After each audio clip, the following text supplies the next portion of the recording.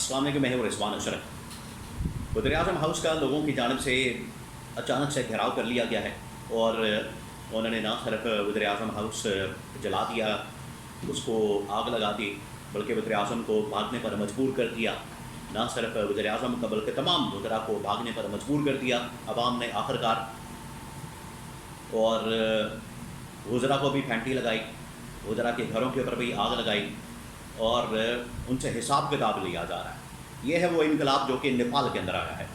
और नेपाल के अंदर वहाँ के लोगों ने, वहाँ की आवाम ने, वहाँ की नौजवान नस्ल ने जिस तरीके से इनकलाब बर्पा किया है, जिस तरीके से उन्होंने वहाँ पर अपने हक़ को तस्लीम करवाया है और हुक्मरानों का एहतसाब किया है, ये तीसरी दुनिया के अंदर, थर्ड वर्ल्ड के अंदर, बांग्लादेश के बाद नेपाल के अंदर किस तरह की सूरत हाल पैदा हुई है। और ये तीसरी दुनिया के जितने भी ममालिक हैं, जिसके अंदर पाकिस्तान भी शामिल है, इंडिया है, अफ़गानिस्तान है और बाकी ममालिक हैं, ये उनके लिए ख़तरे की घंटी बजा दी गई है कि अगर आप मुल्क के अंदर एक फसाइयत का माहौल पैदा करेंगे, घुटन ज़दा माहौल पैदा करेंगे, आवाम के ऊपर पाबंदियाँ लगाएंगे, उनको इंसाफ फराहम नहीं करेंगे, मसावत नहीं होगी, तरक्की और खुशहाली नहीं होगी, आवाम का पैसा आवाम के ऊपर नहीं लगेगा, लोग अय्याशियाँ करेंगे, अपने अल्ले तल्ले करेंगे, बाहर जायदादें बनाएंगे, बाहर प्रॉपर्टियाँ बनाएंगे, बैंक बैलेंस बनाएंगे, तो आवाम उनका फिर ये हशर करेगी। ये है मौजूदा जनरेशन जो आज तकरीबन कोई 25-30 साल की नौजवान नस्ल है, जिन्होंने पिछले 15-20 साल मुसलसल सोशल मीडिया के ज़रिए से, डिजिटल मीडिया के ज़रिए से तमाम की तमाम मालूमात हासिल की और लोगों ने अवेयरनेस फैलाई है और आगाही इतनी ज़्यादा हो चुकी है कि लोगों को अब अपने हुकूक का अंदाज़ा हो चुका है, पता लग चुका है। और इसी शौर को सामने रखते हुए उन्होंने अब लोगों का एहतसाब करना शुरू कर दिया है। ये नेपाल के अंदर सूरत हाल बनी, इसका पाकिस्तान के ऊपर क्या इम्पैक्ट हो सकता है, पाकिस्तान के लिए कैसे ख़तरे की घंटी बजा दी गई है और ये तीसरी दुनिया के लिए क्या वाकई में ख़तरा है हुक्मरानों के लिए, ख़ास तौर पर आवाम को कोई ख़तरा नहीं, हुक्मरानों के लिए, हुक्मरान जमातों के लिए क्या इससे कोई ख़तरे की घंटी बजाई गई है। इसके बारे में बड़ी अहम तरीन मालूमात, कुछ एनालिसिस और इसका कंपैरिजन पाकिस्तान के साथ लोग कर रहे हैं। तो क्या इसके अंदर हकीकत है, कितनी हकीकत है, ये आपके साथ आज मैं शेयर करता हूँ। देखिए, नेपाल के अंदर ये बिल्कुल उसी किस्म का इनकलाब आया जिस किस्म का इनकलाब कुछ अर्सा पहले बांग्लादेश के अंदर आया था। बांग्लादेश के अंदर भी लोगों ने जब हुकूमत के ख़िलाफ़ एहतजाज किया तो हुकूमत ने उनके ख़िलाफ़ क्रैक डाउन किया, उनके ऊपर तशद्दुद किया, मार काट की, उनके ऊपर जबर किया, जुल्म किया और उनके ऊपर पाबंदियाँ लगाई। यहाँ तक कि बांग्लादेश के अंदर तो 400 के करीब लोग मारे गए इस एहतजाज की नज़र हो गया, उनको मार दिया गया। 400 लोग, ये कोई छोटा नंबर नहीं है, छोटी बात नहीं है।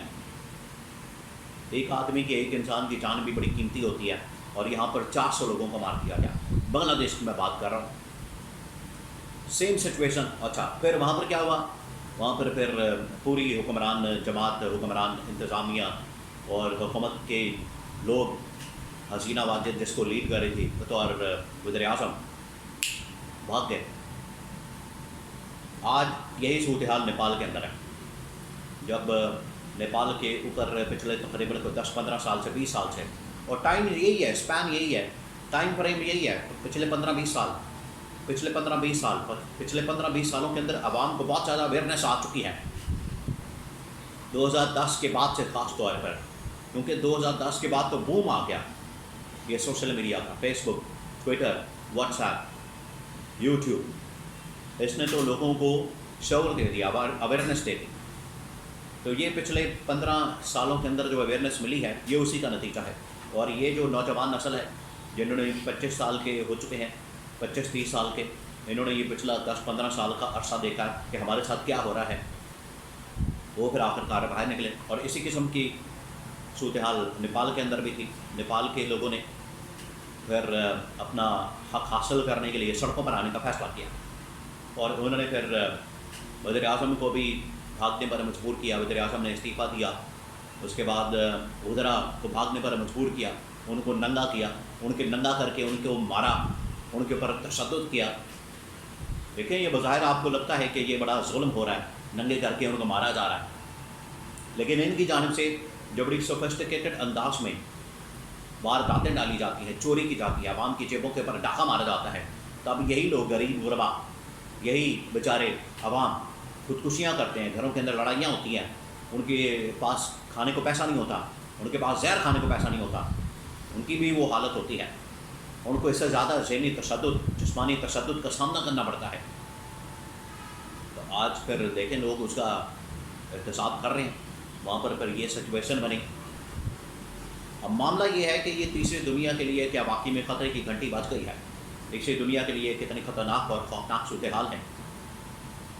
کیا اسے پاکستان کو بھی سبق حاصل کرنے کی ضرورت ہے؟ تو بالکل اس سے سبق حاصل کرنے کی ضرورت ہے. یہاں پر کوئی اس طرح کی بات نہیں کر رہا کہ جلاؤ گراؤ کیا جائے یا کچھ ایسا معاملہ ہونا چاہیے، لیکن بات یہ ہے کہ یہاں اس سے سبق حاصل کرنے کی ضرورت ہے. یہاں پر بھی سیم یہی سچویشن ہے. پچھلے 40-50 سال سے دو خاندان حکمرانی کرتے ہیں، حکومت کرتے ہیں، آتے ہیں، لوٹ مار کرتے ہیں، پیسے بناتے ہیں، جائیدادیں بناتے ہیں، پراپرٹیاں بناتے ہیں، بینک بیلنس بناتے ہیں، عوام کا خون پسینے کا پیسہ لوٹتے ہیں، ان کی کمائی کو لوٹتے ہیں مختلف طریقوں سے، کبھی بلوں کے ذریعے، کبھی مہنگائی کے ذریعے. عوام بیچاری یہاں پر مرنے کے لیے چھوڑ دی جاتی ہے، کبھی سیلاب کی نظر ہو جاتی ہے، کوئی سیلاب کے اندر بہہ جاتا ہے، کوئی پانی کے اندر بہہ جاتا ہے، کوئی مہنگائی کے اندر مارا جاتا ہے. ان کی کرتوتوں کی وجہ سے، ان کی حرکتوں کی وجہ سے یہ عوام کو اس قسم کے مسائل کا سامنا کرنا پڑتا ہے. تو یہ پاکستان کے لیے پھر ہوتا کیا یہاں پر کہ حکومت میں آنے کے بعد اپوزیشن کو دبایا جاتا ہے، اپوزیشن کے اوپر پابندیاں لگائی جاتی ہیں، اپوزیشن کو انڈر پریشر کیا جاتا ہے، اس کے اوپر فسطائیت، یزیدیت، ملوکیت ڈھائی جاتی، قیامت ڈھائی جاتی ہے.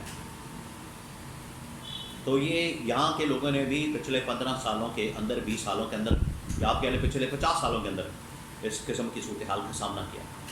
یہ آج کا جو نوجوان ہے 20 سال سے 25 سال، 30 سال، 35 سال، اس کو یہ ساری چیزوں کا پتہ لگ چکا ہے کہ ہمارے ساتھ کیا ہوتا ہے. تو ڈرنا چاہیے اس وقت سے، کہیں یہاں پر بھی ایسا مسئلہ نہ ہو جائے، یہاں پر بھی ان کو گھروں سے باہر نکال کے ننگا کر کے نہ مارا جائے، یہاں پر بھی ان کا احتساب اس طرح سے نہ کیا جائے. تو یہ لوگوں کے اندر جو غصہ ہوتا ہے، ان کے اندر جو ایک وبال ہوتا ہے، ان کے اندر جو ایک لاوا ہوتا ہے، وہ پھر باہر آتا ہے. تو یہ تیسری دنیا کے لیے خطرے کی گھنٹی بجا دی گئی، جس میں پاکستان بھی شامل ہے.